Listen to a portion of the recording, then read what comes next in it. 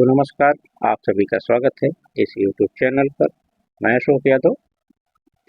देखिए, इस समय जो क्लास चल रही है वह मध्यकालीन भारत का इतिहास। उसमें सल्तनत कालीन जो सांस्कृतिक व्यवस्था है, प्रशासनिक व्यवस्था है, उसके विषय में हम लोग अध्ययन कर रहे हैं। आज उसी के तहत हम जो सल्तनत कालीन के समय में जो जमीन होती थी, भूमि होती थी, वो कितने भागों में बांटी गई थी।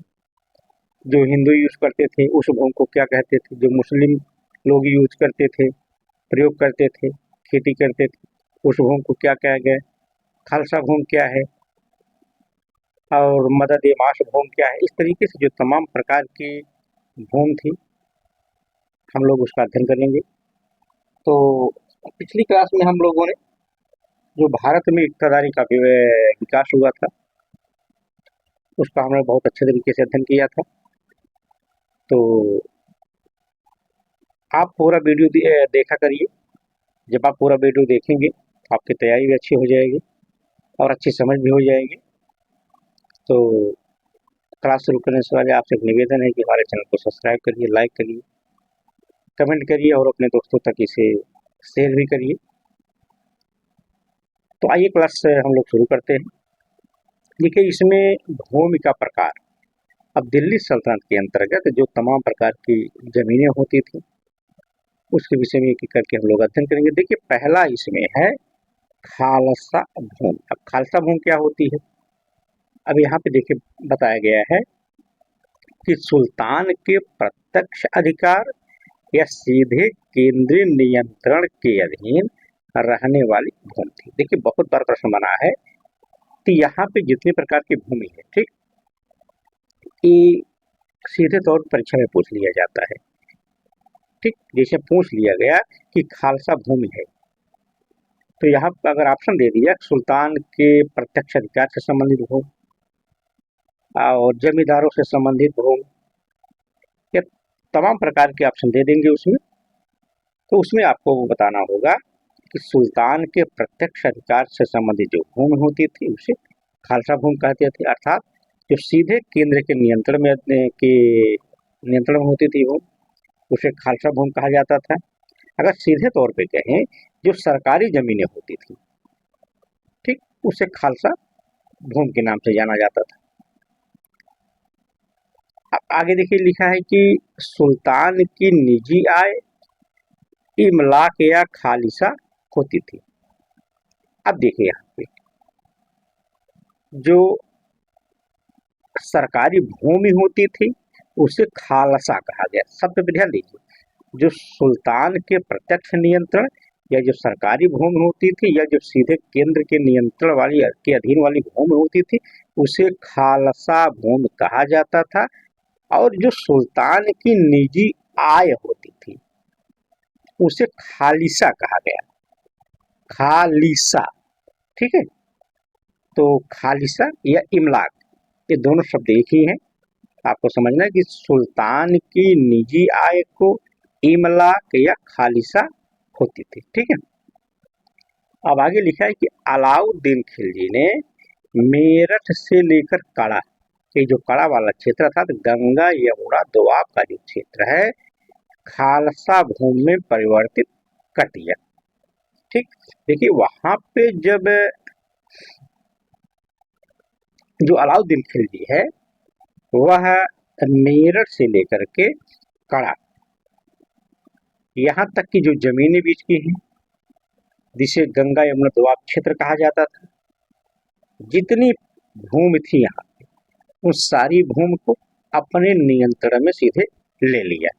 अर्थात सभी भूमि को खालसा भूमि, सरकारी भूमि में उसे परिवर्तित कर दिया। ठीक है, तो यह रही खालसा भूमि। अब देखिए यहाँ पे दूसरी भूमि की चर्चा करेंगे, तो उसरी भूमि। ठीक, दूसरी भूमि है उसरी भूमि, आपको ध्यान देना है। ठीक है, उसरी भूमि क्या होती है, परीक्षा में प्रश्न बनता है, उसरी भूमि संबंधित है या क्या है। ठीक है, अब देखिए इस भूमि के जो मालिक होते थे ये तुर्की मुसलमान होते थे। ठीक, अर्थात बात करें तुर्की मुसलमानों से संबंधित जो भूमि होती थी उसे उसरी भूमि कहा जाता था। अगर आपको और थोड़ा समझाने का प्रयास करें कि जो तुर्की मुसलमान होते थे, ये जिन जमीनों का प्रयोग करते थे, जिस पर ये लोग खेती करते थे, अपना खेती करके जीवन यापन करते थे, अर्थात जो इनके नियंत्रण में होती थी, उसी भूमि को उसरी भूमि कहा जाता था। ठीक, अब देखिए यहाँ पे तीसरी भूमि है खराजी भूमि। कौन सी भूमि? खराजी भूमि।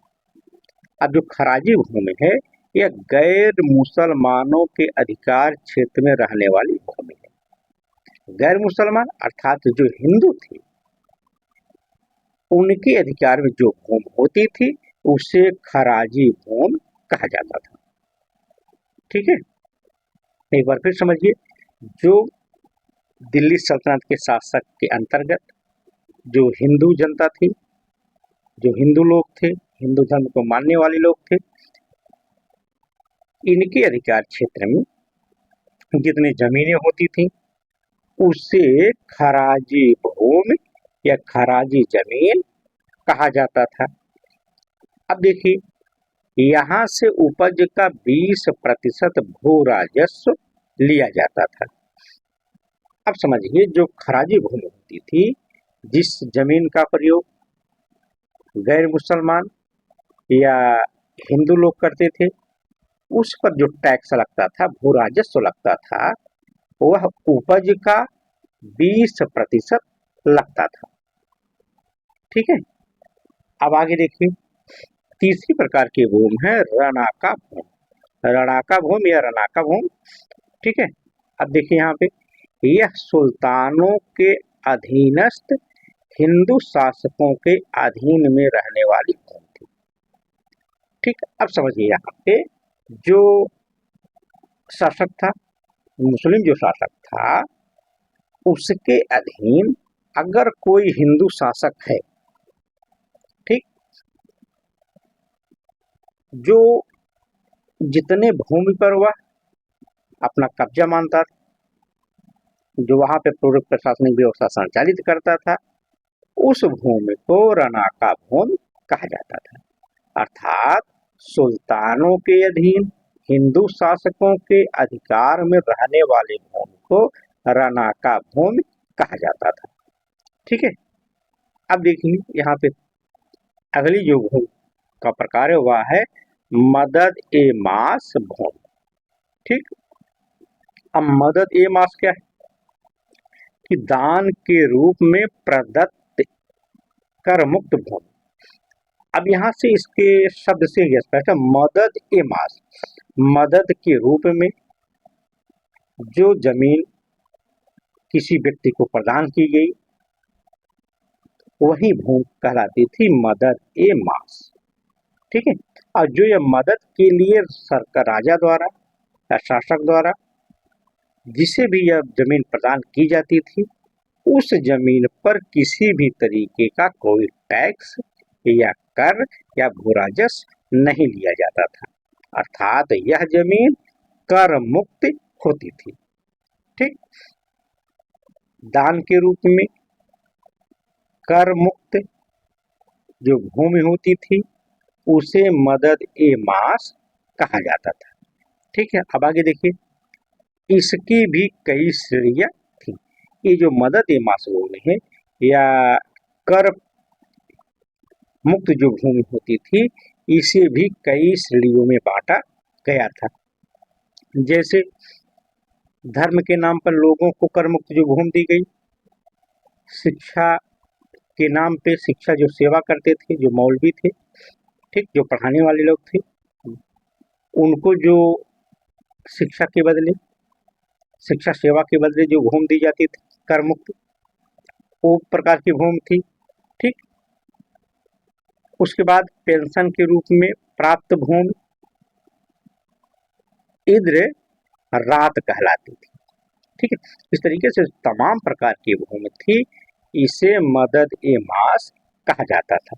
लेकिन यहाँ पे आपको समझना है कि धर्म एवं शिक्षा के आधार पर जो प्राप्त भूमि होती थी उसे वक्फ कहा जाता था।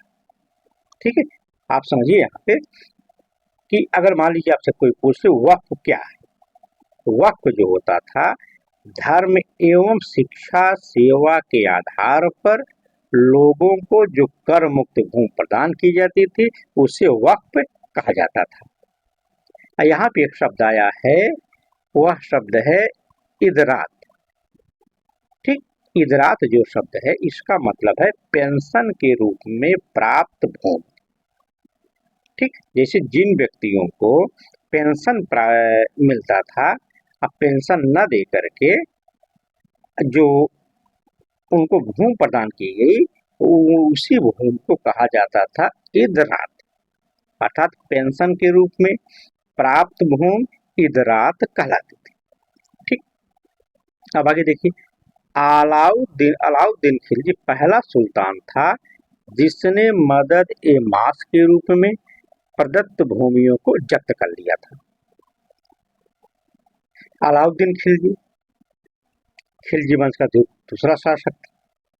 यह जो मदद के लिए किसी भी तरीके की मदद के स्वरूप अगर परिणाम स्वरूप जो भूमि किसी को प्रदान की गई है, चाहे वह धर्म के नाम पर दी गई हो या शिक्षा के नाम पर दी गई हो, पेंशन के रूप में किसी को दी गई है, इस तमाम प्रकार की भूमियों को वह जब्त कर लिया और इसे जब्त करके के सीधे खालसा भूमि में उसे बदल दिया, अर्थात उसे सरकारी भूमि बना दिया। ठीक, अब इसी को लेकर के एक इतिहासकार है अफीफ। ठीक, अफीफ बताते हैं कि फिरोज तुगलक के समय में ऐसे अनुदानों की संख्या सर्वाधिक थी। ठीक है, जब फिरोज शाह तुगलक का शासन काल आता है,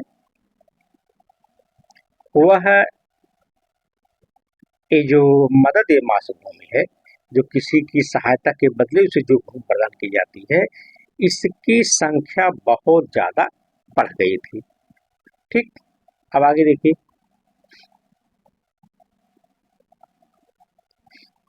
अब यहाँ देखिए एक है कि करों की दर या उनके प्रकार। ठीक, करों की दर यहाँ पे है, करों की दर एवं उनके प्रकार। तो एक मिनट, चलिए, तो यहाँ पे तो चलिए अब मिलते हैं अगली क्लास में, फिर चर्चा करेंगे ये जो करों की दर है, ये कर क्या होते थे, इनकी दर क्या होती थी, फिरोज शाह तुगलक ने कौन से कर लगाए थे, कौन से कर हटाए थे, इसकी चर्चा हम अगली क्लास में करेंगे। तो धन्यवाद।